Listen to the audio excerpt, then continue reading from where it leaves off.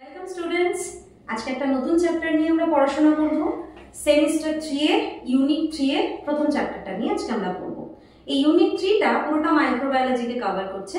তো এই ইউনিট 3 এর প্রথম চ্যাপ্টারটা রয়েছে তোমাদের chapter 1 spoilage of food and food poisoning. এটা আমরা শুরু করছি। প্রথমেই একটা ছবি রেখেছি যেখান থেকে তোমরা বুঝতে পারছো যে এই চ্যাপ্টারটা কি কি নিয়ে আমাদের পড়তে হবে। দেখো, এটা একটা জীবাণু, সোর্স অফ কন্টামিনেশন। এখান থেকে কন্টামিনেশন মানে যেখান থেকে আমাদের শরীরটা আক্রান্ত হচ্ছে। ট্রান্সফার অফ ব্যাকটেরিয়া, কন্টামিনেশনের সোর্স যে ব্যাকটেরিয়াটা সেটা ট্রান্সফার হয়ে গেল খাবারের মধ্যে। তারপরে হ্যাজার্ডাস ফুড, খাবারটা সংক্রামিত হয়ে খাবারের অযোগ্য হয়ে গেল বা আমরা বুঝতেও পারবো না খেয়ে যে এটার মধ্যে অণুজীবগুলো লুকিয়ে আছে। এবার time and warmth allows bacteria to grow, সময় এবং তাপ ব্যাকটেরিয়াটাকে আরো ধীরে ধীরে বেড়ে উঠতে সাহায্য করছে। আমরা এই খাবারটাই বুঝে বা না বুঝে খেয়ে ফেলছি, খাওয়ার পরেই আমরা ফুড পয়জনিং বা বিষক্রিয়ায় আক্রান্ত হচ্ছি। আমাদের পেট ব্যথা হচ্ছে, জ্বর, বমি, পটি, আরো অনেক কিছু হচ্ছে। আমরা সেগুলো পরপর দেখবো কি। তো স্টার্ট করছি spoilage of food and food poisoning আর তার এফেক্টগুলো।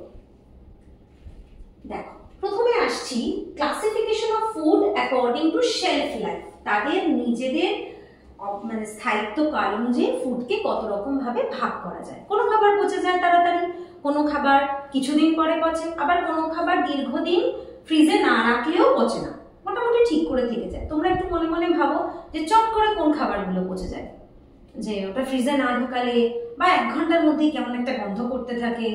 যেমন ধরো মাছ, মাংস কেটে আনা হলো, সেগুলোকে যদি আমরা ধুয়ে পরিষ্কার করে রেফ্রিজারেটরে না রাখি বা রান্না টান্না না করে নিই, সেটাকে যদি আমি এনেই ফেলে রেখে দিই, সেটা কিন্তু কেমন গন্ধ হয়ে যায়। দুধকে যদি আমি নিয়ে আসি, তারপরে সেটাকে ঠিক করে জাল না দিই কিছুক্ষণ সময়ের মধ্যে, কিছুটা পর কিন্তু ঘন্টাখানেক, ঘন্টা 2 পর কিন্তু সেটা কেটে যেতে পারে বা নষ্ট হয়ে যেতে পারে।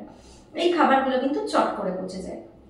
সেই ধরনের খাবারকে বলা হচ্ছে পেরিশেবল ফুডস। এই যে পেরিশেবল ফুডস।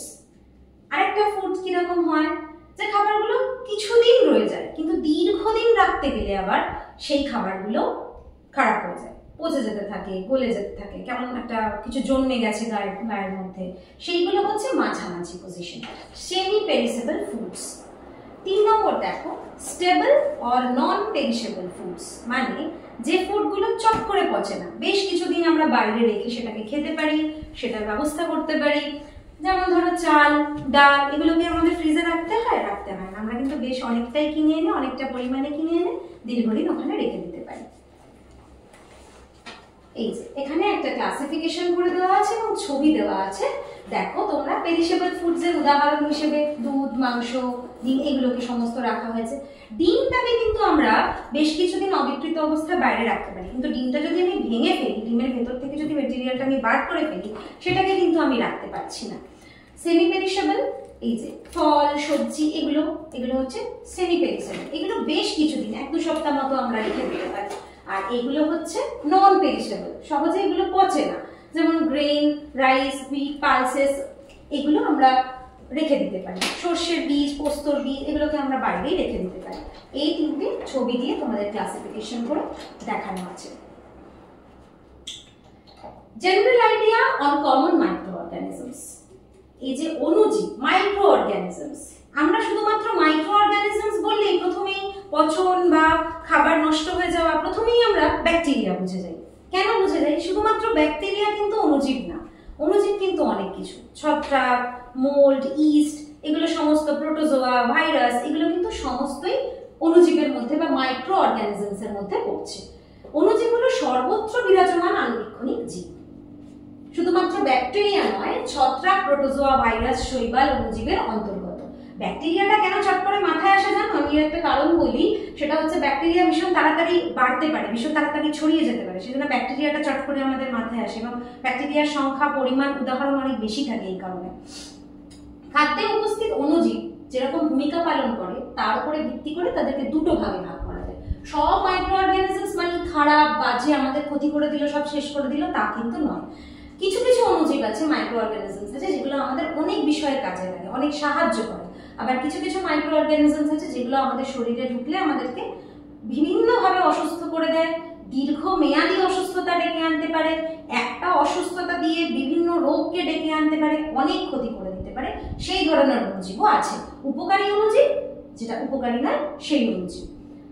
একটা বেনিফিশিয়াল আর একটা হলো অপকারী বা ক্ষতিকারক। উপকারী অণুজীব, অণুজীব তার দেহ নিঃসৃত উৎসেচকের সাহায্যে খাদ্যের স্বাদ গন্ধ পরিবর্তন করে, খাবার হজমের সুবিধা করে দেয়। আর ক্ষতিকারক অণুজীব তার দেহ নিঃসৃত উৎসেচকের সাহায্যে খাদ্যের বর্ণ গন্ধ পরিবর্তিত করে তা খাবারের অযোগ্য করে দেয়। এই যে অণুজীবগুলো, অণুজীব মানে কি? খালি চোখে দেখতে পাই না, আমাদের ইউজ করে, যন্ত্র ইউজ করে সেটাকে দেখতে হয়, মাইক্রোস্কোপ ইউজ করে। তো এই যে ছোট্ট ছোট্ট অণুজীব, সেগুলোর গা থেকে যে উৎসেচকটা বের হয়, একটা তো প্রাণ, তো তার গা থেকে যে উৎসেচক বের হয় সেগুলো খাবারের মধ্যে মিশে যায়। সেইগুলো খাবারের মধ্যে মিশে গিয়ে ভালো অণুজীব হলে তার টেক্সচারকে চেঞ্জ করবে, ভালো কিছু তৈরি করবে যেটা আমাদের হজমের সুবিধা করবে, আমাদের জন্য ভালো হবে। আর যেগুলো খারাপ সেগুলো খাবারকে পচিয়ে দেবে বা বাজে বন্ধ করে দেবে, সেগুলো বুঝে বা না বুঝে আমরা খেয়ে ফেললে আমাদেরও শরীর খারাপ করে দেবে। তো এগুলো কি করে ওরা করে? অণুজীবের গা থেকে উৎসেচক নিঃসৃত হয়, সেই উৎসেচকগুলো এই ঘটনাটা ঘটায়। উপকারী হবে না অপকারী হবে অণুজীব, সেটা নির্ভর করছে সেই অণুজীবটার গা থেকে যে উৎসেচকটা নিঃসৃত হচ্ছে। নেক্সট একটা চার্ট করা আছে যে ইউজফুল কোনগুলো আর হার্মফুল কোনগুলো। ইউজফুল গুলো বিভিন্ন জায়গায় কাজে লাগে। দেখো, ডেয়ারি ইন্ডাস্ট্রিতে কাজে লাগে, ক্রিল ইন্ডাস্ট্রিতে কাজে লাগে, বিভিন্ন জায়গায় এই অণুজীবগুলো আমাদের কাজে লাগে। তোমরা জানো যে এই যে দুধ থেকে দই তৈরি হচ্ছে, সেটা কিন্তু একটা ভালো অণুজীবের জন্য হচ্ছে। বিভিন্ন জিনিস তৈরি হচ্ছে, পাউরুটি তৈরি হচ্ছে, এগুলো খুব কমন উদাহরণ আমি তোমাদের দিচ্ছি। পাউরুটি তৈরি হচ্ছে, সেটাও কিন্তু একটা অণুজীবের সহায়তায় হচ্ছে। Dairy product, krill industry, beverages industry, wine তৈরি হচ্ছে বা বিভিন্ন ধরনের বেভারেজেস তৈরি হচ্ছে, সেগুলো হচ্ছে। Cocoa industry, meat industry, food industry, microbial emulsifiers, microbial enzymes, detoxification of mycotoxin, reduce waste. অণুজীব বিভিন্নভাবে এইভাবে আমাদেরকে, যেগুলো উপকারী অণুজীব তারা আমাদের সাহায্য করে। আর খারাপ অণুজীবগুলো কি করছে? ড্যামেজ তৈরি করছে, ডিজিজ তৈরি করছে, খাবারকে নষ্ট করে ফেলছে, ফুড পয়জনিং ছড়াচ্ছে। এইভাবে অপকারী অণুজীবগুলো আমাদের সামনে আসছে। নেক্সট স্লাইডে যাই। উপকারী অণুজীবের কিছু উদাহরণ আমি তোমাদেরকে বললাম যে ব্যাসিলাস এর দেহ নিঃসৃত উৎসেচক দুগ্ধ শর্করাকে ল্যাকটিক অ্যাসিডে পরিণত করে দই তৈরি করে। দই যে তোমরা খাও সেটা কিন্তু একটা ভালো অণুজীবের জন্য হয় এবং এই দই আমাদের শরীরের জন্য খুব উপকারী। ইস্টের দেহ নিঃসৃত উৎসেচক পাউরুটি আর নানা বেকারিজনিত বেকারির খাদ্য তৈরি করতে সাহায্য করে। বিস্কিট কেক যেগুলো খাও বেকারির খাবার, সেই জন্য স্যাকারোমাইসিস একটা ইস্ট, এটা বেকারস ইস্ট নামে পরিচিত। বিফিডোব্যাকটেরিয়া এটা একটা উপকারী ব্যাকটেরিয়া যেটা ফার্মেন্টেড ফুডের মধ্যে পাওয়া যায়। আবার তন্তু জাতীয় খাদ্য অন্ত্রে এই ব্যাকটেরিয়া বৃদ্ধিতে সহায়ক। তোমরা আগে পড়েছো প্রিবায়োটিক প্রোবায়োটিক, যখন পড়েছো তখন পড়েছো যে তন্তু জাতীয় খাদ্য খেলে আমাদের গাট হেলথ, গাট মাইক্রোবায়োটা, শরীরের ভেতরে যে সমস্ত অণুজীবগুলো উপকারী অণুজীব যেগুলো আমাদের শরীরের মধ্যে থাকে, তারা অনেক সাহায্য, তাদের খাবার আর কি ওটা, সেটা খেয়ে তারা ভালোভাবে গ্রোথ পায়। তো এই তন্তু জাতীয় খাদ্য অন্ত্রে এই ব্যাকটেরিয়াকে বাড়াতে সাহায্য করে। অণুজীবের উদাহরণগুলো একটু উপকারী, জাস্ট মনে রাখবে, ব্যাসিলাস, ইস্ট, বিফিডোব্যাকটেরিয়া।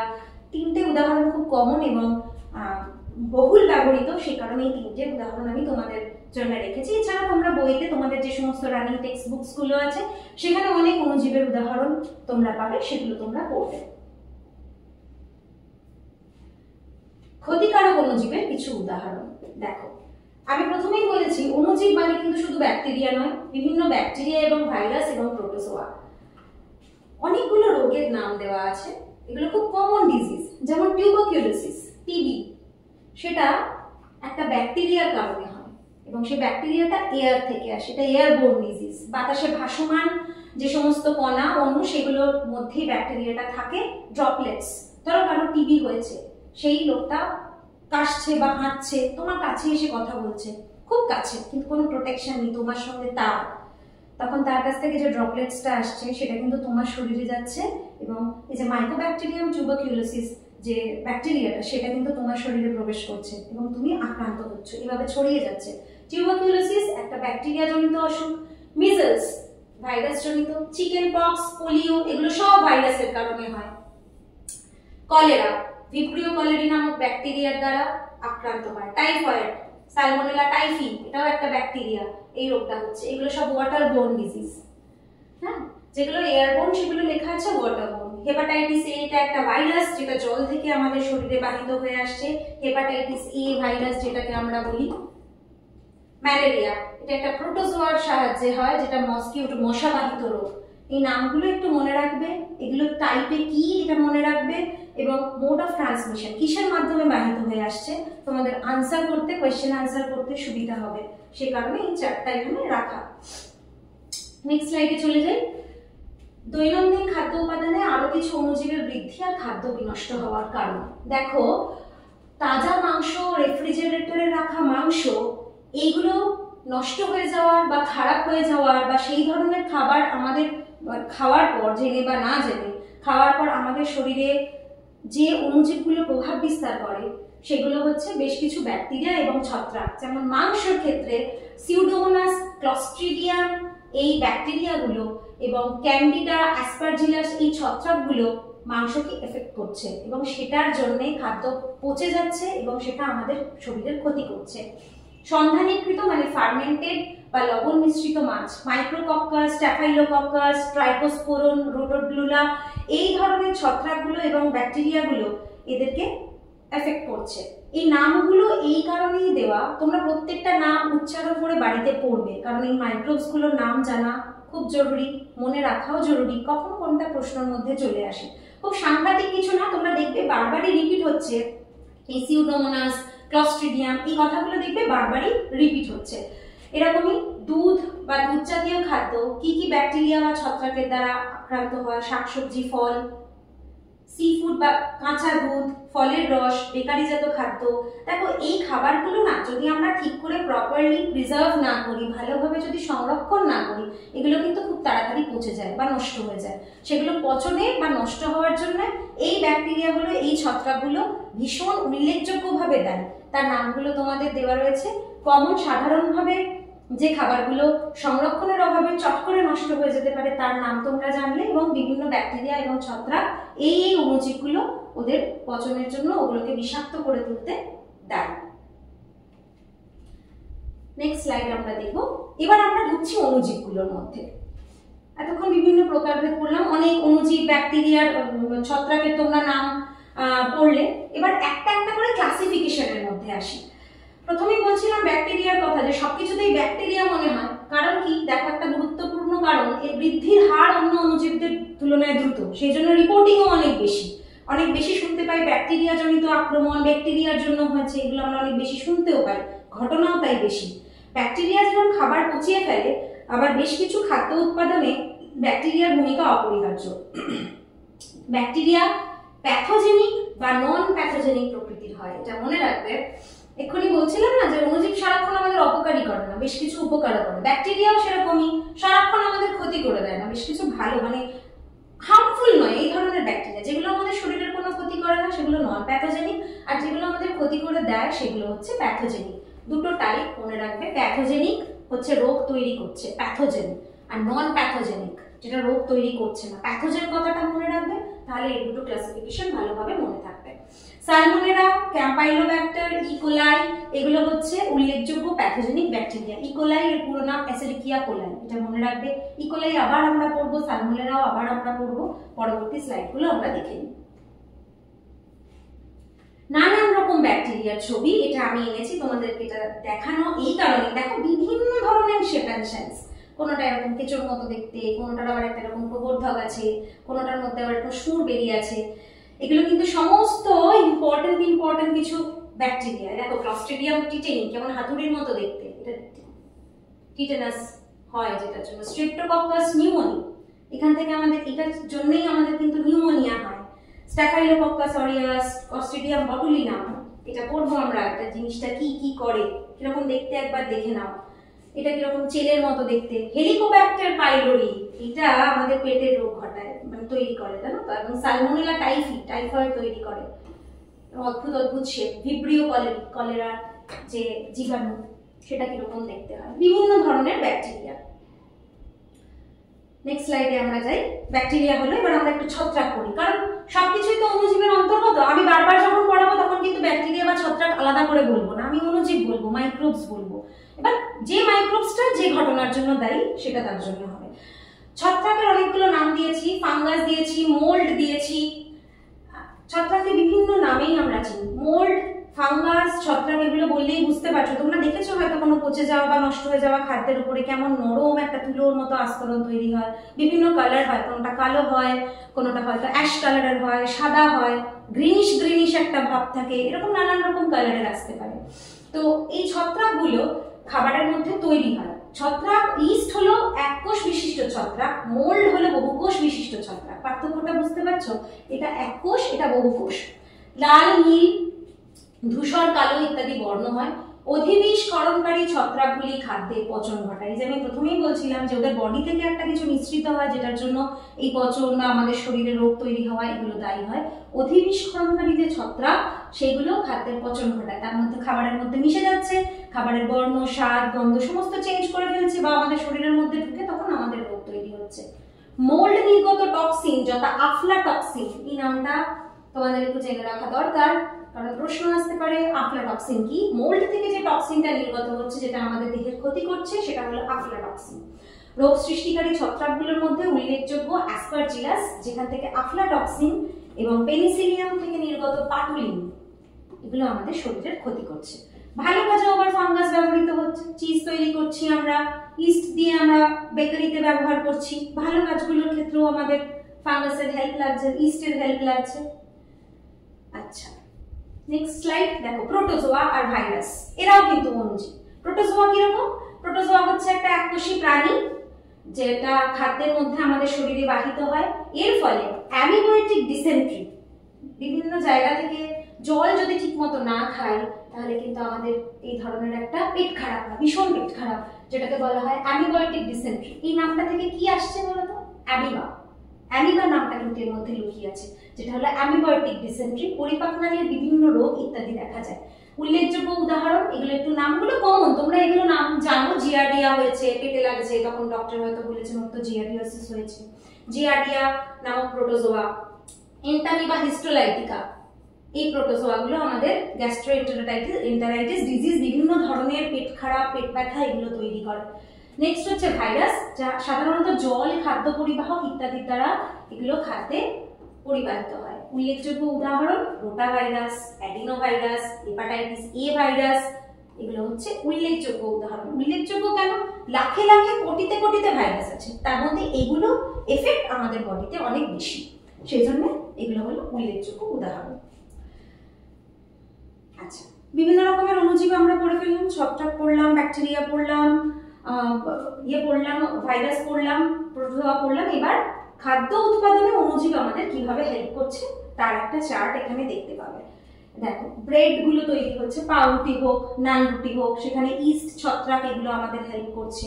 বিভিন্ন অণুজীব বিভিন্ন ভাবে যে আমাদের উপকার করে, এটা একটা তার উদাহরণ। সয়া সস, সয়াবিনের থেকে আমরা পাই সয়া সস। সয়াবিনকে ফার্মেন্ট করছি এই ছত্রাকগুলোর দ্বারা, এখান থেকে আমরা সয়া সসটা পাচ্ছি।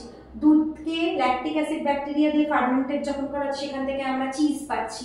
দুধের থেকে দই পাচ্ছি এই ব্যাকটেরিয়াগুলোর সাহায্যে।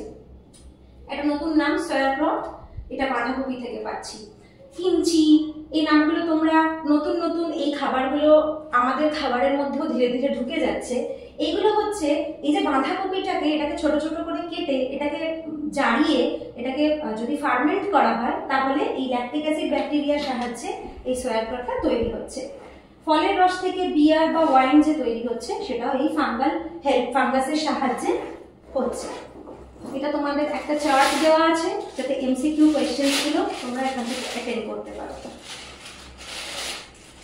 কিছু তথ্য, যেহেতু আমাদের এমসিকিউ টাইপ কোয়েশ্চেন, আমাদের ডিটেইলিং এর সঙ্গে সঙ্গে আমাদের ছোট্ট ছোট্ট তথ্যগুলো মাথায় রাখতে হবে। কি? প্রথম হচ্ছে থার্মোফিলিক মাইক্রোবস, যেটা উচ্চ তাপমাত্রায় জীবিত অণুজীব। উচ্চ তাপমাত্রা অর্থাৎ 40 থেকে 90 ডিগ্রি সেন্টিগ্রেড, এগুলো -9 কিন্তু। হ্যাঁ, আচ্ছা, মেসোফিলিক মাইক্রোবস, যেটা মাঝারি তাপমাত্রায় বেঁচে থাকে। মাঝারি তাপমাত্রা অর্থাৎ 20 থেকে 45 ডিগ্রি। সাইক্রোফিলিক, নিম্ন তাপমাত্রায় যে মাইক্রোবস বা অণুজীবগুলো থাকতে পারে, দ্যাট ইজ -20 to 5 ডিগ্রি।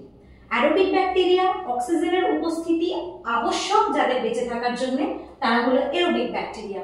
এবং অ্যানারোবিক ব্যাকটেরিয়া অবশ্যই অ্যানারোবিক, অক্সিজেন ছাড়াও যারা কাজ চালিয়ে দিতে পারবে তারা হলো অ্যানারোবিক ব্যাকটেরিয়া।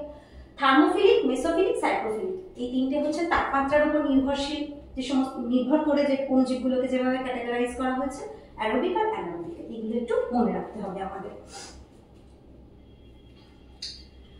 আচ্ছা, এবার হচ্ছে খাবার কেন পচে যায়, কজেস অফ ফুড স্পয়েলেজ। তোমাদেরকে জিজ্ঞাসা করলে প্রথমেই বলবে যে খাবারকে ভালো করে সংরক্ষণ করা হচ্ছে না, ফ্রিজে রাখছি না বা গরম করছি না, সেই কারণে খাবারটা পচে যাচ্ছে। কিন্তু কেন পচে যায়? শুধুই সংরক্ষণ, ফ্রিজে রাখছি না, আমার ফ্রিজ নেই বা আমি করলাম না, আমার প্রথম প্রশ্ন হচ্ছে খাবারটা পচে যাবে কেন? খাবার পচে যাওয়ার কিন্তু বহু রকমের কারণ আছে। তিনটে ভাগ করে দেওয়া আছে, ফিজিক্যাল, বায়োলজিক্যাল, আদার্স। অনেক রকম কারণে খাবার পচে যায়। প্রথমে দেখো উচ্চ তাপমাত্রা। তাপমাত্রা যখনই প্রপার হবে তখনই এই অণুজীবগুলো গ্রোথ, বৃদ্ধি, মানে এদের বৃদ্ধি, বংশবৃদ্ধি ইত্যাদি করতে স্বাভাবিক হয়। যতগুলো আক্রমণ হচ্ছে, অণুজীবের আক্রমণ খাবারের মধ্যে হচ্ছে, তারপর সে কিন্তু বংশবৃদ্ধি করে আরো বেড়ে যাচ্ছে। এই যে তোমরা দেখছো ধীরে ধীরে জিনিসটা পুরোপুরি পচে যাচ্ছে, তারা নষ্টও করছে আবার বংশবৃদ্ধিও ঘটাচ্ছে, সেই কারণে কিন্তু পুরো খাবারটা আস্তে আস্তে নষ্ট হয়ে যাচ্ছে। তো একটা স্ট্যান্ডার্ড তাপমাত্রা তাদের অণুজীবগুলোকে গ্রোথ নিতে সাহায্য করে। আলো, অক্সিজেন, আবরণ বিনষ্টকরণ। কোনো একটা, এই যে এক্ষুনি আমি ডিমের উদাহরণটা দিলাম না, যে ডিমটাকে আমি যদি খোসা সমেত রেখে দিই তাহলে কিন্তু বেশ কিছুদিন রাখতে পারি, কিন্তু যখনই আমি ডিমটাকে ফাটিয়ে ভেতর থেকে ম্যাটেরিয়ালটা বার করে নিচ্ছি, ওটাকে কিন্তু আমি বেশিক্ষণ রাখতে পারছি না। এই আবরণ বিনষ্টকরণ হচ্ছে ওটার একটা ধরে নাও উদাহরণ। বা ফলের উপরে যে একটা খোসা থাকে, কেন থাকে? যাতে ফলের ভেতরে যেটা আছে সেটা সহজে আক্রান্ত না হয়। অর্থাৎ এই আবরণটা মাইক্রোবস বা অণুজীবের হাত থেকে ভেতরের প্রোডাক্টটাকে একটা সেফটি দিচ্ছে, যেটা নষ্ট হলেই খাবারটা পচে যাবে। প্যাকেজিং, পরিবহন, সঞ্চয়। যখন কোনো খাবারকে আমরা প্যাকিং করছি, ক্যানিং এর উদাহরণে বলছিলাম যে যদি কোথাও ভুল থেকে যায়, কোনো ফুটো থেকে যায়, ফাঁক থেকে যায়, তখন কিন্তু ওই প্যাকেজিংটা, ওই ক্যানিং পদ্ধতিতে যে খাবারটা সংরক্ষণ করা হলো সেটা নষ্ট হয়ে যেতে পারে। প্যাকেজিং, পরিবহন। আমি হয়তো কোনো একটা জিনিসকে পরিবাহিত করে নিয়ে যাচ্ছি, ধরে নাও 1 বস্তা চাল, সেটা আমি হয়তো পরিবাহিত করে নিয়ে যাচ্ছি, হঠাৎ করে প্রচন্ড বৃষ্টি পড়লো, অথবা ওই চালের ইয়েটা ছিঁড়ে গেল, প্যাকেটটা ছিঁড়ে গেল, বৃষ্টির জলটা ওই চালটার মধ্যে পড়লো। চাল যদিও সহজে নষ্ট হয় না, কিন্তু চালটার মধ্যে যখনই জল বসে যাচ্ছে এবং দীর্ঘদিন ওই চালটা ওই জল লেগে থাকা অবস্থায় থাকছে না শুকিয়ে, তখন এই চালটা পচে যাবে, চালটার মধ্যে ব্যাকটেরিয়াল গ্রোথ হবে। যে কোনো জিনিসের পচনের প্রধান কারণ হচ্ছে তার মধ্যে অণুজীব জন্মে যাচ্ছে। অণুজীব বাতাসে সব সময় ঘুরে বেড়াচ্ছে, তোমরা চোখে দেখতে পাচ্ছ না, সর্বত্র ঘুরে বেড়াচ্ছে, সব জায়গায়ও আছে। তো যখনই সে তার উপযুক্ত আবহাওয়া পাবে, বেঁচে থাকার জন্য উপযুক্ত একটা পরিবেশ পাবে, তখনই সে তার বংশবৃদ্ধি করতে থাকবে। সেই জায়গায় বসে ভালো করে খেয়ে পড়ে ভালো করে একদম বাগিয়ে বসে সেই খাবারটাকে সে নষ্ট করে দেবে, এবং কখনো কখনো সেই খাবারটার মধ্যে দিয়ে আমাদের পেটের মধ্যে ঢুকে পড়ে আমাদেরকেও নষ্ট করতে থাকবে। সময়, একটা নির্দিষ্ট সময়ে একটা জিনিসকে পচে যেতে বা তার ক্ষয় পেতে, ক্ষয়টা তো সময়ের উপর, দীর্ঘদিন ধরে একটা জিনিস পড়ে আছে সেটা তো নষ্ট হয়ে যাবেই সময়।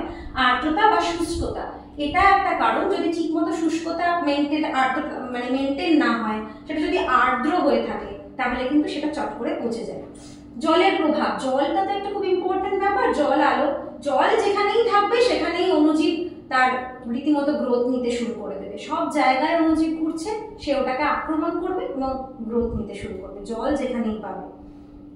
বায়োলজিক্যাল কারণ, অণুজীবের সংক্রমণ, ব্যাকটেরিয়া, ইস্ট, মোল্ড, কীটপতঙ্গ, পাখির আক্রমণ। আচ্ছা, কীটপতঙ্গ, পাখির আক্রমণ এবার ডিরেক্টলি কিভাবে বলবো? এই যে কীটপতঙ্গ বা পাখিগুলো যখন ওই কোনো একটা খাদ্যদ্রব্য বা কোনো একটা কিছুকে খাচ্ছে, তখন তার মুখের মধ্যেও তো কিছু লালা বা কিছু জিনিস থাকে যেটা ওই খাবারটার মধ্যে ঢুকে যায়, তার মধ্যে থেকে অণুজীব ওর মধ্যে ঢুকে যেতে পারে, সেটাকে নষ্ট করে দিতে পারে।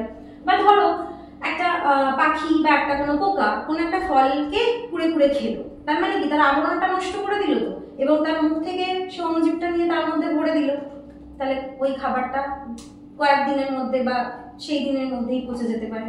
এইভাবে কীটপতঙ্গ আর পাখিও কোনো কিছু নষ্ট হয়ে যাওয়ার পেছনে দায়ী থাকতে পারে।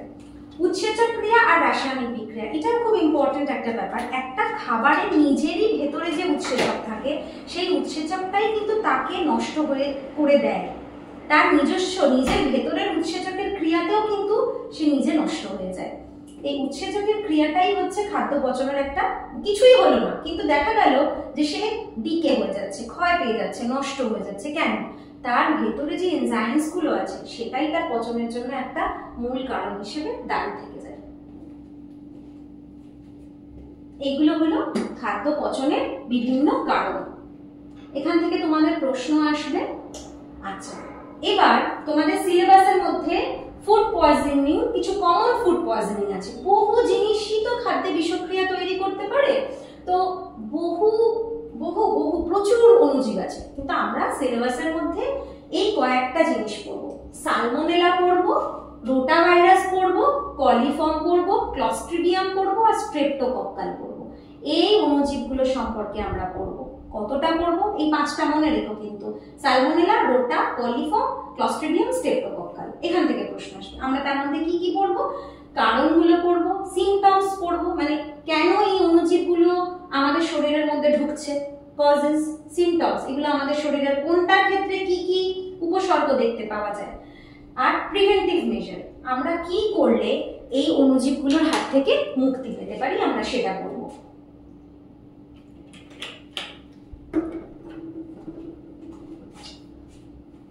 দেখো, প্রথমে ঢুকে যাচ্ছি salmonella poisoning.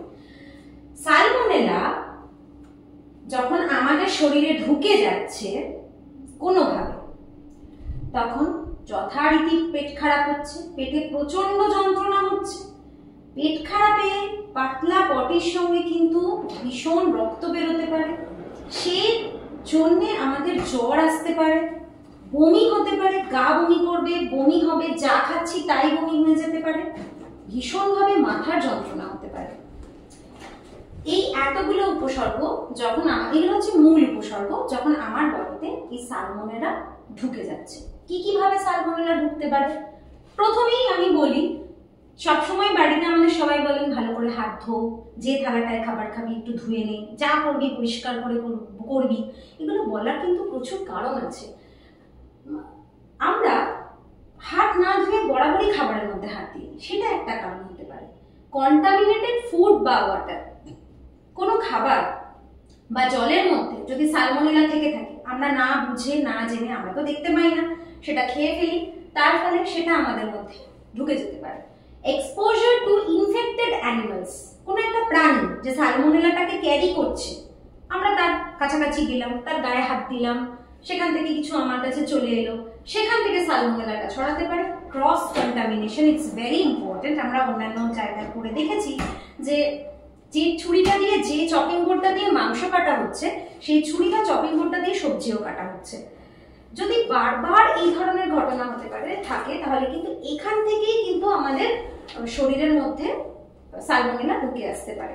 Eating undercooked or র মিট, কাঁচা মাংস খাওয়া বা কম সিদ্ধ করা মাংস খাওয়া। কম সিদ্ধ বা কাঁচা খাবার আমরা কেন খাই না? কারণ তার মধ্যে যে ব্যাকটেরিয়া বা অণুজীবগুলো রয়ে যায়, যাতে সেগুলো আমাদের শরীরে ক্ষতি না করতে পারে, যাতে আমাদের কোনো হার্ম না করতে পারে। তাই ভালোভাবে সুসেদ্ধ করে যদি আমরা কোনো খাবার না খাই, তার মধ্যে থাকা উপস্থিত যে অণুজীব সেটা আমাদের শরীরে ঢুকে আসতে পারে। যেমন সালমোনেলাটা হয়তো এই আন্ডারকুকড বা কাঁচা কোনো খাবার থেকে আমাদের শরীরে প্রবেশ করেছে এবং এই সিমটমস গুলো আমাদের দেখতে পাওয়া যাচ্ছে। Next, salmonella prevention. কি কি প্রিভেনশন? এখানে পয়েন্টস গুলো তোমরা ভালোভাবে দেখতে পাচ্ছ। ফ্রিকোয়েন্ট হ্যান্ড ওয়াশিং, ভালো করে হাত ধুতে হবে। যখনই আমি খাবো বা কোনো খাবার প্রিপেয়ার করব, তখন ভালো করে হাত ধোবো। কি প্রিপেয়ার এরিয়া ক্লিন, যে মানে প্রিপারেশন নিচ্ছি, রান্না করব, সবজি কাটবো, যাই করি না কেন, সেই জিনিসটাকে আমাকে পরিষ্কার করে নিতে হবে। ভালো করে জল দিয়ে ধুয়ে বা পরিষ্কার করে আমাকে সেটাকে রাখতে হবে। ক্রস কন্টামিনেশন যেন না হয়, ওই মাংস সবজি সবই একই জিনিসে কাটা যাবে না, প্রত্যেকটা জিনিস আলাদা আলাদা হবে। রিন্স ফ্রুটস অ্যান্ড ভেজিটেবলস, ভালো করে সবজিগুলোকে, ফলগুলোকে ধুতে হবে, তার গায়ে যেটা লেগে আছে সেটাকে ধুয়ে ফেলতে হবে। অ্যাপ্রোপ্রিয়েট কুক টাইমস, খাবারকে যথেষ্ট সময় দিয়ে রান্না করতে হবে, ঠিক করে সেদ্ধ করতে হবে, এবং ভালোভাবে রান্না করে উপযুক্ত করে সেটাকে আমাদের খেতে হবে। ডিসকার্ড কন্টামিনেটেড ফুড, এটা একটা খুব ইম্পর্টেন্ট পয়েন্ট। এই কারণে ইম্পর্টেন্ট পয়েন্ট, অনেক সময় আমরা খাবারটা হয়তো একটুখানি পচে গেছে বা জিনিসটা একটু নষ্ট করতে, ঠিক আছে এই দিকটা খারাপ হয়ে গেছে ওই দিকটা খেয়ে নিই, একদম না। খাবার খারাপ হয়েছে মানে ফেলে দাও, সোজা ওটাকে ফেলে দেবে, কারণ বলা যায় না সেইখান থেকে, বলা যায় না, ওটা ঢুকে আছেই ওর মধ্যে। সুতরাং যখনই দেখবো কোনো খাবার খারাপ হয়ে গেছে সেটাকে রিহিট করে অথবা সেটাকে ধুয়ে বা ব্যবস্থা করে তার হাফ পচেছে হাফটা খেয়ে নিই, এটা একদম করা উচিত না। সম্পূর্ণ খাবারটাকে বর্জন করতে হবে, বিসর্জন দিতে হবে, তবেই কিন্তু আমরা এই ধরনের আক্রমণ থেকে বাঁচতে পারবো। সালমোনেলার প্রিভেন্টিভ মেজারের মধ্যে আমরা এই পয়েন্টগুলোকে রাখবো, এগুলোই হচ্ছে মূল আলোচ্য বিষয়।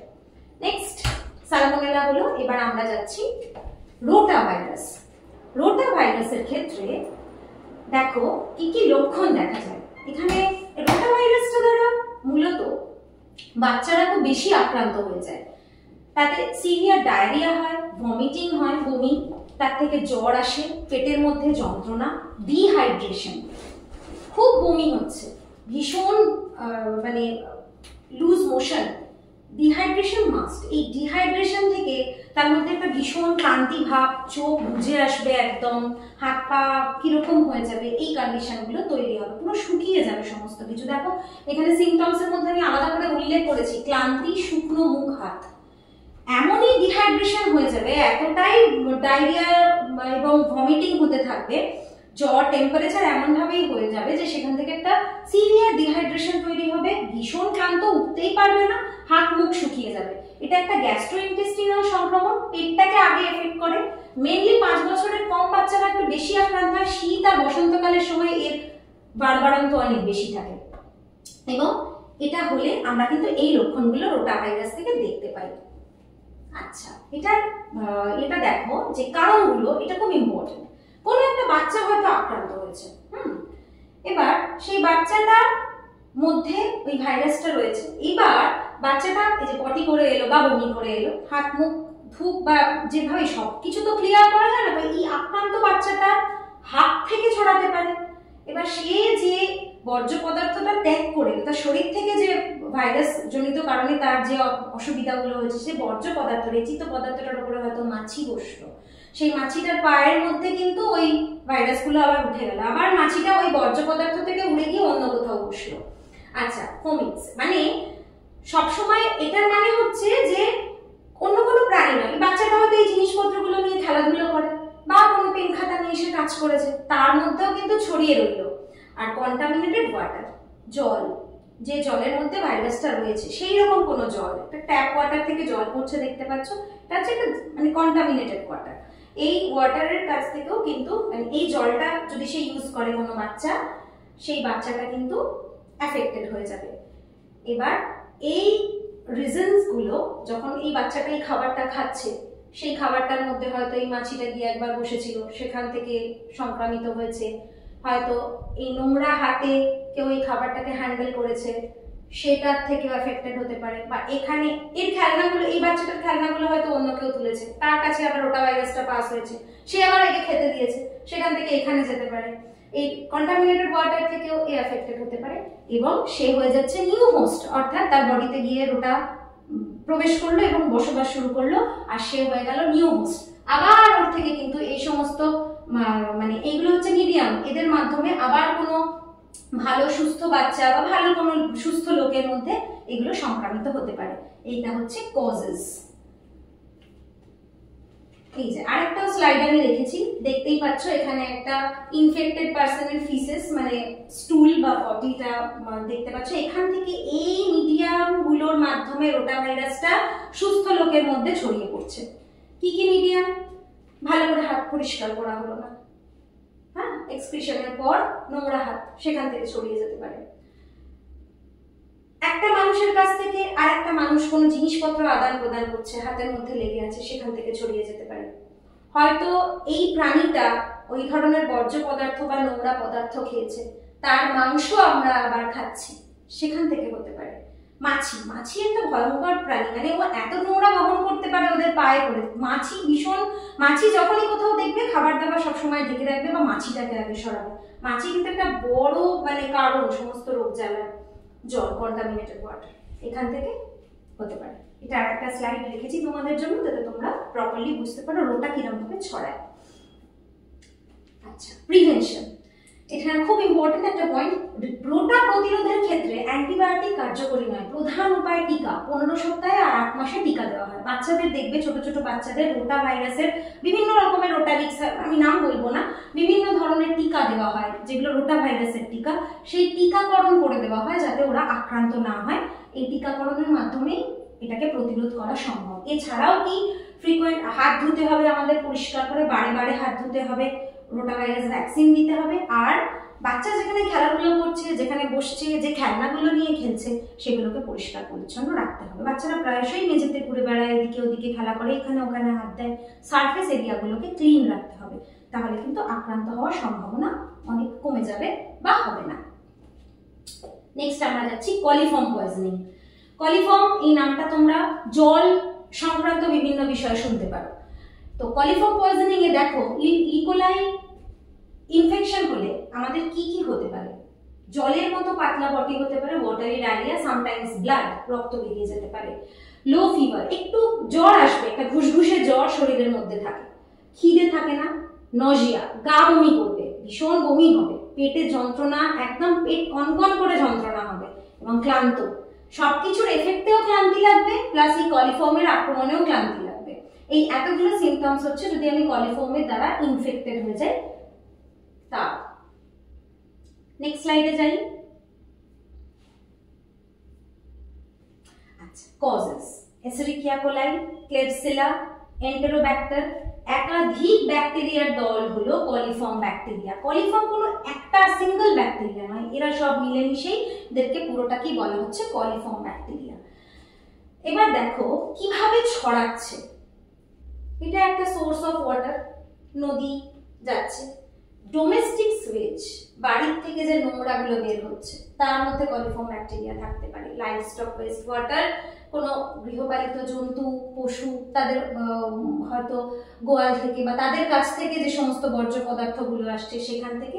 ম্যানিওর অ্যান্ড সুয়েজ ইরিগেশন, চাষের জমিতে বা ক্ষেত থেকে যে সমস্ত জলটা আসছে তার মধ্যেও থাকতে পারে, এগুলো গিয়ে এখানে মিশছে।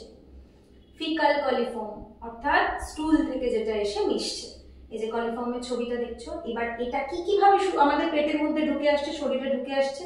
আমরা যখন খাবার জল খাচ্ছি যেটা পরিশ্রুত নয় সেখান থেকে ঢুকতে পারে, কোনো খাবারের মধ্যে মিশে যেতে পারে, ফুডবোন পাথওয়ে। আর একটা হচ্ছে এনভায়রনমেন্টাল পাথওয়ে। ধরো ওই জলের মধ্যে কেউ সাঁতার কাটছে, বাচ্চারা খেলাধুলো করলো, খেলাধুলো করে ওই জলের মধ্যেই নেমে হাত ধুলো, মুখ ধুলো, ঘাড়ের মধ্যে জল দিয়ে নিল, ব্যাস কলিফর্ম কলিফর্ম কলিফর্ম পুরো ভর্তি হয়ে গেল। তারপর সেটা আস্তে আস্তে বাড়ি ফিরলো, হাত পা ভালো করে সাবান দিয়ে ধুলো না, ড্রেস চেঞ্জ করলো না, ফ্রেশ হলো না, সেখান থেকে কিন্তু এই কলিফর্ম ব্যাকটেরিয়া আমার শরীরে ঢুকতে পারে এবং আমাকে যে উপসর্গগুলো দেখালাম ওইভাবে আমরা আক্রান্ত হতে পারি। যা হয় ব্যাকটেরিয়ার কারণেই, শরীরে একটা কোনো অণুজীব ঢুকে যায় সেটার কারণেই হয়, সেইগুলো নিয়ে আমরা এখন পড়াশোনা করছি। আচ্ছা, এটা একটা চার্ট তোমাদের দেওয়া আছে। দেখো, মানুষের বডির মধ্যে একটা ইকোলাই আছে, যেটা আমাদের শরীরের ভেতরে পাওয়া যায়। ইকোলাই কিন্তু আমাদের বডির মধ্যে থাকে, এটা কিন্তু আমাদের শরীরে একটা ভালো এফেক্ট দেয়, কিন্তু অনেক সময় যখন শরীরের বাইরে থাকে এটার এফেক্ট উল্টো হয়ে যায়। ফিকাল কলিফর্ম দেখতে পাচ্ছ, এই একটা ময়লা এখান থেকে পরিষ্কার করে খামারটা থেকে বার করা হয়েছে, কুকুরটা এক্সক্রিট বর্জ্য পদার্থ নিয়ে ছেলেটি যাচ্ছে, একটা স্টুলের ছবি দেওয়া রয়েছে এখান থেকে। এই জায়গাটা হচ্ছে কলিফর্মের একদম খুব মানে কি বলবো এনরিচড সোর্স। হ্যাঁ, হিট টলারেন্ট হয় এই ব্যাকটেরিয়াগুলো। আর অ্যানিমাল ওয়েস্ট, প্রাণীদের শরীরের বর্জ্য পদার্থ, এটা কিন্তু একটা খুব ইম্পর্টেন্ট এবং কমন সোর্স। আচ্ছা, এটা ফিকাল কলিফর্ম। টোটাল কলিফর্ম কি? যেটা নন ফিকাল কলিফর্ম, যেটা মাটির মধ্যে এবং এই যে মাটিটার মধ্যে বা জলের মধ্যে খুঁজে পাওয়া যাচ্ছে। আর একটা হচ্ছে ফিকাল কলিফর্ম, যেটা আমরা এখান থেকে খুঁজে পাচ্ছি।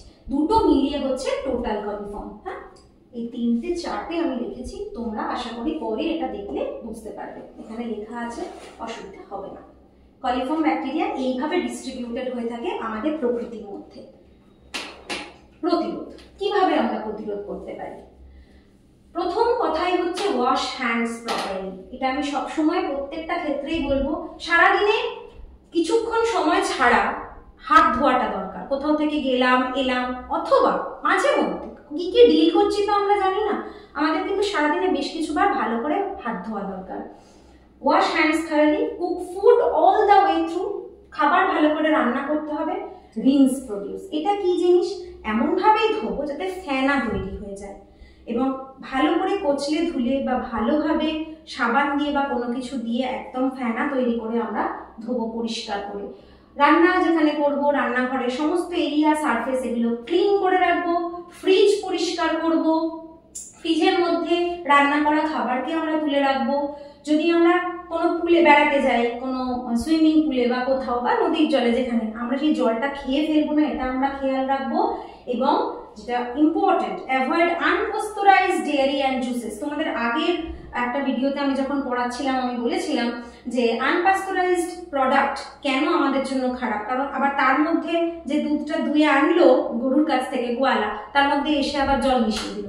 কি জল, তার সোর্স কি আমরা কিন্তু কেউ জানি না, সেখান থেকেও কিন্তু কলিফর্ম ব্যাকটেরিয়া ছড়িয়ে যেতে পারে এবং আমাদেরকে আক্রান্ত হতে পারে। তো সেটা আমরা অ্যাভয়েড করলে এটা প্রতিরোধ করতে পারি। এখানে আরো কিছু পয়েন্ট করা, wash your hands, prepare food properly, ensure your gut health. এটা মানে কি, আমার পেটের যেটা হেলথ আমি সেটাকে ভালোভাবে রাখবো। যেমন আমি ফাইবার জাতীয় খাবার বেশি খাবো, প্রিবায়োটিক প্রোবায়োটিক এর ইনক্লুশন আমার বডিতে ভালোভাবে রাখবো, ফার্মেন্টেড ফুড রাখবো, বেশি অ্যান্টিবায়োটিক খাবো না। অ্যান্টিবায়োটিক কি করে আমাদের শরীরে, ভালো এবং খারাপ দুটো ব্যাকটেরিয়াকেই মেরে ফেলে।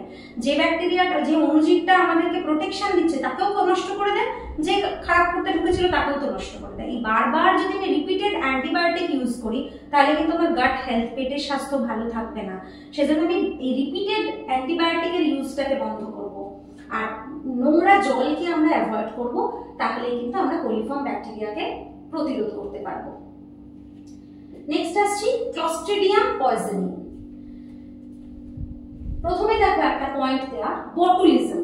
বটুলিজম কি, ক্যান্ড ফুড পয়জনিং। আমি যখন আমরা একটা অন্য ভিডিওতে দেখেছিলাম, আমরা যখন এই ক্যানিং করছিলাম তখন এই বটুলিজমের কথা বলছিলাম। ক্যান্ড ফুডের মধ্যে যে পয়জনিং হয় সেটাকে বলি আমরা বটুলিজম। ক্লস্ট্রিডিয়াম বটুলিনাম, ক্লস্ট্রিডিয়াম পারফ্রিনজেন্স, এই দুটো মনে রাখবে, ক্লস্ট্রিডিয়াম বটুলিনাম, ক্লস্ট্রিডিয়াম পারফ্রিনজেন্স, এরাই মেইনলি পয়জনিংটা ঘটায়।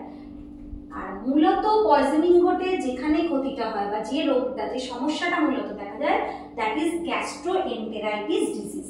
ওকে, এটা একটা নিউরোটক্সিন, ক্লস্ট্রিডিয়াম থেকে যে টক্সিনটা আসছে এটা আমাদের নার্ভকে এফেক্ট করছে। অ্যাসিটাইলকোলিন যে আমাদের নার্ভের কাজটাকে স্মুথ করে, তাকে বাধা দেয়, তাকে কাজ করতে দেয় না, সেজন্য নার্ভটা এফেক্ট করে।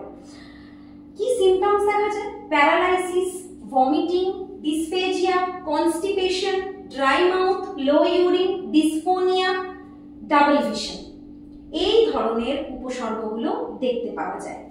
Presenting canned food, honey, low pH canned food. এই যে আমরা ক্যানিং যখন করেছিলাম তখন আমরা বলছিলাম যে ক্যান্ড ফুডের মধ্যে বটুলিজম দেখা যায়, হয়তো সিলটা ভালো করে হলো না, হয়তো কোথাও ফাঁক হয়েছে বা ফুটো হয়ে গেছে, সেখান থেকে কিন্তু এই প্যাথোজেনগুলো গিয়ে ক্লস্ট্রিডিয়াম পয়জনিং ঘটাতে পারে।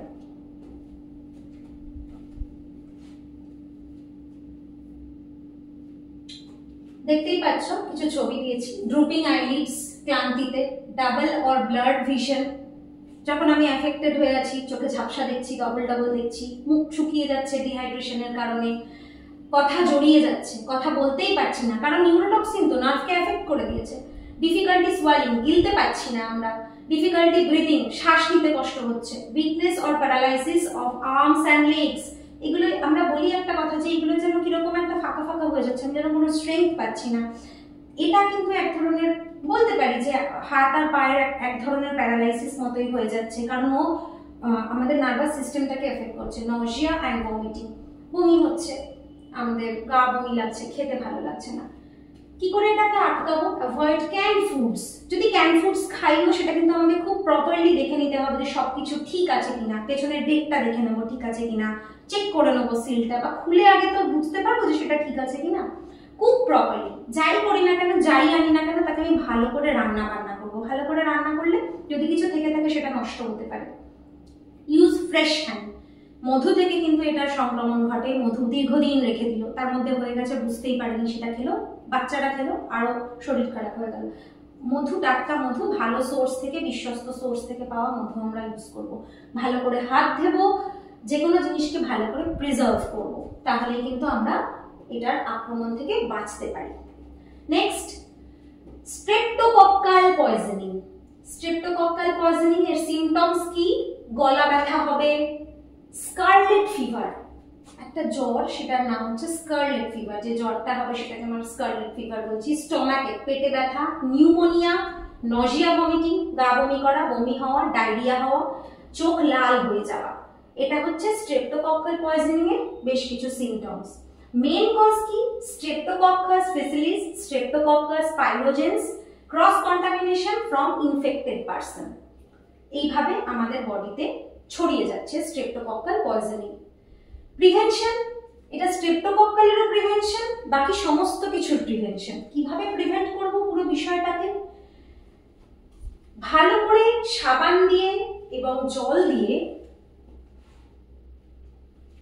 দেখো ইনি যেভাবে হাতটা ধুচ্ছেন, before, during and after preparing food and before eating.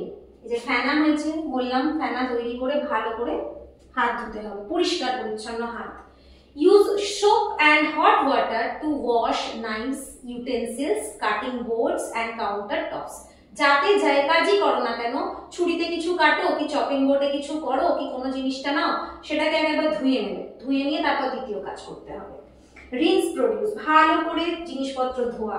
Use separate cooking utensils and plates for raw meat, poultry and seafood. আলাদা, সবজি যেটাই কাটবো সেটা আলাদা হবে, এগুলো যেটাই কাটবো সেটা আলাদা হবে, দুটো বোর্ড আলাদা হবে। আচ্ছা, separate raw meat, eggs, seafood and poultry from other foods in fridge. এটা জেনারেলি দেখো বাড়িতে করাই হয়, যদি করা না হয় তাহলে মাছ, মাংস, ডিম এগুলোকে সমস্ত এই দুধ, সবজি সব এক জায়গায় রাখবো না। মাছ, মাংস, ডিমের জন্য একটা আলাদা সেপারেট তাপ, যেটাকে ক্লোজ করে দেবো, বা প্রত্যেকটা খাবার আমরা কন্টেনার, এয়ারটাইট কন্টেনারের মধ্যে বা কন্টেনারের মধ্যে রাখবো, যাতে কিছু থেকে বেরিয়ে কোনো কিছু না ছড়িয়ে পড়তে পারে, সেটার জন্য একটা আলাদা তাক, এগুলোর জন্য আলাদা তাক, এটা মাস্ট। অ্যাভয়েড আনপাস্তুরাইজড মিল্ক, যেটা আমি বারবার বলছি, অ্যান্ড জুসেস। হ্যাঁ, এইগুলোকে যদি আমরা মেনটেন করতে পারি তাহলে কিন্তু আমরা এই ব্যাকটেরিয়া, ভাইরাস, বিভিন্ন অণুজীব, মাইক্রোবস এগুলোর দ্বারা আক্রান্ত হওয়ার হাত থেকে বাঁচতে পারি। That's all for this class. প্রত্যেকটা জিনিস আলাদা করে তোমরা বুঝতে পেরেছো, প্রত্যেকটা অণুজীব, তার প্রিভেনশন, এটা আলটিমেটলি সমস্ত কিছু থেকে মুক্তির একটা উপায়। থ্যাংক ইউ, সবাই ভালো করে থেকো, পড়াশোনা করো।